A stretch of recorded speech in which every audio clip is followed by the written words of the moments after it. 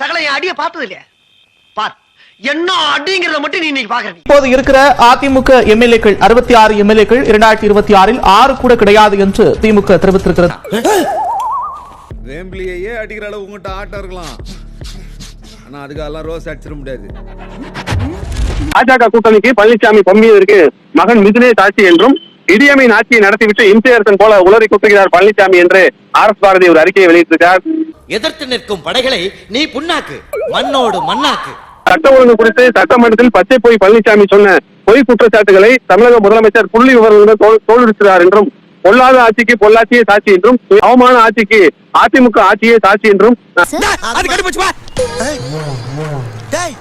என்னடா இப்படி வியாபாரம் பண்றீங்க? கரப்ஷன் ஆட்சியை நடத்திய பழனிசாமி அடுத்த வருஷம் பற்றி எல்லாம் பேசலாமா என்று RS பாரதி தெரிவித்திருக்கார்.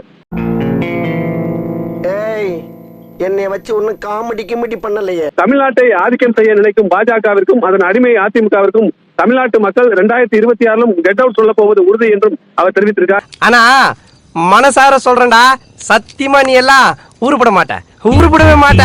தமிழ்நாட்டில் ஆட்சியை மட்டுமல்ல தமிழ்நாடு மக்களின் மனங்களையும் பிடிக்கவே முடியாது என்று RS பாரதி காட்டமான அறிக்கையை வெளியிட்டிருக்கார்.